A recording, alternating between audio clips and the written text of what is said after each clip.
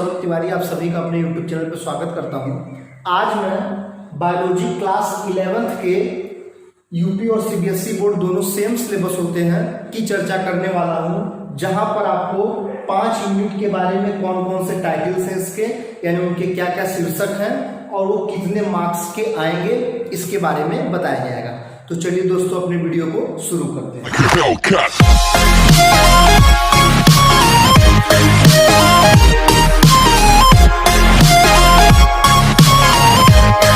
यहाँ पर student biology class 11th के जितने भी स्टूडेंट हैं, चाहे वो यूपी बोर्ड से बिलोंग करते हैं, चाहे वो सीबीएसई बोर्ड से बिलोंग करते हैं, ये सिलेबस मेनली उन्हीं के लिए बनाया गया है। यहाँ पर आपको अगर मैं शुरुआती समय की बात बता दूं तो जो आपका टाइम है वो 3 घंटा है, यानी आपको रिटेन एग्जाम के लिए 3 घंटे का समय मिलेगा, जो कि कितने नंबर का होगा, 70 नंबर का।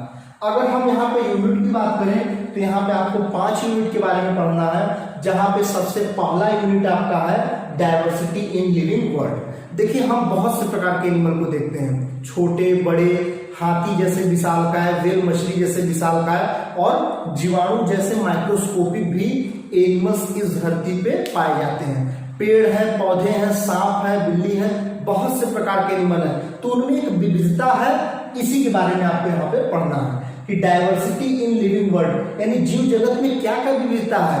कोई व्यक्ति बड़ा है, कोई छोटा है, कोई जानवर बहुत पतला है तो कोई जानवर बहुत मोटा है, किसी जानवर के पास हाथ पैर है तो किसी के पास हाथ पैर ही नहीं है। तो यहाँ पे इन्हीं चीजों के बारे में आपको पढ़ना होगा और ये यूनिट आपको 7 नंबर के क्वेश्चन आपके एग्जाम में दिलाएगी।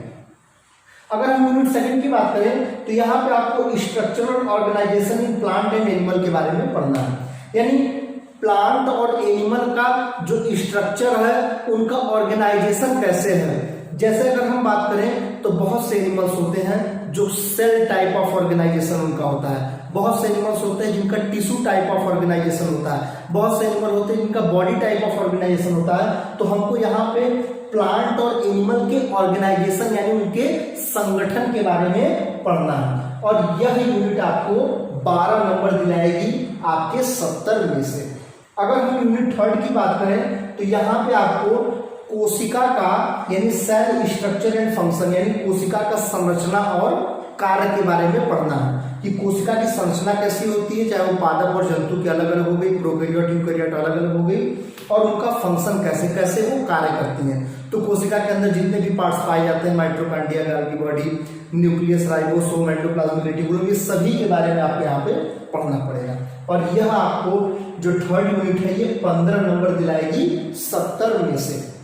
अगर हम 4थी यूनिट की बात करें तो यहाँ पे आपको प्लांट फिजियोलॉजी के बारे में पढ़ना है। प्लांट फिजियोलॉजी बहुत इंटरेस्टिंग टॉपिक है। देखिए फिजियोलॉजी का मतलब ये होता है ग्रोथ करना, जहां पे हम उसके ग्रोथ करने के, उसके बढ़ने के, उसके डिफरेंट पार्ट्स के बारे में पढ़ते हैं, उसी को हम फिजियोलॉजी कहते हैं। तो प्लांट फिजियोलॉजी में आपको प्लांट के ग्रोथ से रिलेटेड सभी चीजें पढ़नी होंगी और ये आपको यहाँ पे 18 नंबर दिलाएगा। लेकिन देखिए जितना आप बढ़ते जा रहे हैं उतना ज्यादा नंबर इंक्रीज होता जा रहा है और ये 18 नंबर 70 में से 18 नंबर के क्वेश्चन सिर्फ और सिर्फ प्लांट फिजियोलॉजी से रहेंगे। और अगर यूनिट 5 की बात करें तो ये आपका ह्यूमन फिजियोलॉजी है, आपको यहाँ पे ह्यूमन फिजियोलॉजी के बारे में पढ़ना होगा, सारे बॉडी पार्ट्स के बारे में पढ़नी होगी, कैसे उनका डाइजेशन या कैसे रेस्पिरेशन, कैसे एक्सक्रीशन होता है और उनके कौन कौन से पार्ट उसमें इन्वॉल्व है। तो यहाँ पे आपको ह्यूमन फिजियोलॉजी के बारे में पढ़ना होगा और ये भी आपको 18 नंबर दिलाएगा। तो टोटल को अगर हम जोड़ दें तो ये 70 नंबर हो जाता है और ये आपकी टोटल 5 यूनिट है।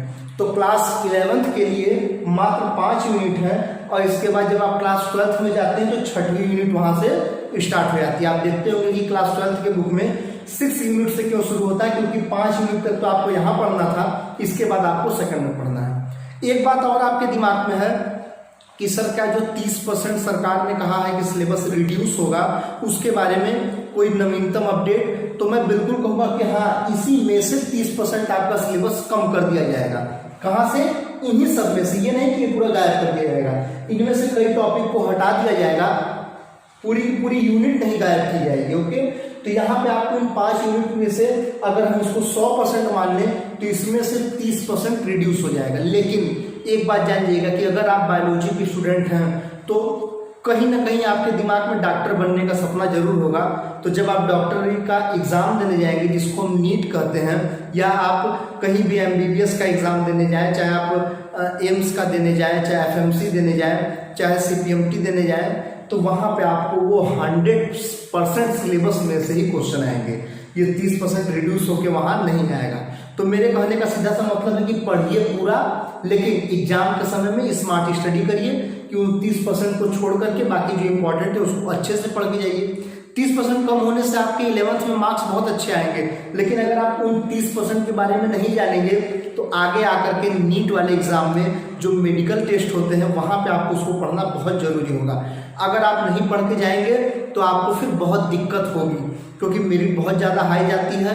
अब 600 650 नंबर लाना भी आम बात हो गई है। तो यहाँ पे मैं नीट के एंट्रेंस एग्जाम के नंबर की बात कर रहा था। तो यहाँ पे आपको ये 5 यूनिट पढ़नी है। अभी आपके पास पर्याप्त समय है, कुछ लोग पढ़ना चालू भी कर दिए होंगे, लेकिन अगर आप इस सिलेबस को देख करके थोड़ा बहुत भी आप आकलन कर सकते हैं कि आप कैसे पढ़ सकते हैं। यहाँ पे आपको सिलेबस के बारे में और भी अगर कुछ हम बातें बता दें तो अच्छे से नोट्स बना लीजिए, क्योंकि नोट्स बहुत जरूरी है। किताब तो आप सभी लोग जानते हैं कि बहुत सी बुक्स हैं और कोई भी बुक्स बेकार नहीं होती है, सारी बुक्स अच्छी होती है, बस उस बुक्स को पढ़ने वाला कैसा है ये सही मायने करता है। और दूसरी अगर हम बात करें तो नोट्स रोज का रोज प्रिपेयर करिए, प्रतिदिन 1 घंटा दीजिए बायोलॉजी को, 1 घंटा ज़्यादा से ज़्यादा, मतलब बहुत ज़्यादा बायोलॉजी पे ही टाइम देने की जरूरत नहीं तो आप बोर होने लगेंगे। फिजिक्स केमिस्ट्री को भी देखते रहिए। अगर बहुत ज़्यादा मन ना करे तो हिंदी के साहित्य को ही पढ़िए, इंग्लिश पढ़िए, माने अपने चेंज करते रहिए। जैसे कि एक खेती में अगर बदल बदल के अलग अलग प्रकार की फसलें हम उगाते हैं तो वहाँ की उर्वरता बढ़ती है। अगर एक ही फसल को 1 साल तक लगाते रहेंगे तो वहाँ की उर्वरता घट जाएगी। तो इस चीज़ को ध्यान में रखिए। अगर मेरे द्वारा दी गई जानकारी आपकी 1% भी मदद करती है तो चैनल को लाइक, सब्सक्राइब, शेयर जरूर करें। उन लोगों को जरूर शेयर करें जो अभी क्लास 11th में हैं, जिनको भी नहीं पता है कि उनका सिलेबस क्या है। अगर वो पढ़ना चालू कर दिए तो बहुत अच्छी बात है, अन्यथा ये वाला आप वीडियो मेरा शेयर कर सकते हैं। बाकी आपको जो भी जरूरी चीज़ें हैं, जैसे अगर आपके कोई भैया या कोई मित्र जो बीएससी में होंगे उनके लिए सिलेबस भी मैंने बनाया है, उसका लिंक आपको नीचे डिस्क्रिप्शन बॉक्स में मिल जाएगा। और मेरा टेलीग्राम चैनल भी है, आप चाहें तो उसको भी ज्वाइन कर सकते हैं, वो भी आपको डिस्क्रिप्शन बॉक्स में मिलेगा, जहाँ से आप वहाँ पर डायरेक्ट ज्वाइन कर सकते हैं। तो आज के लिए इतना ही। जय भारत, जय हिंद।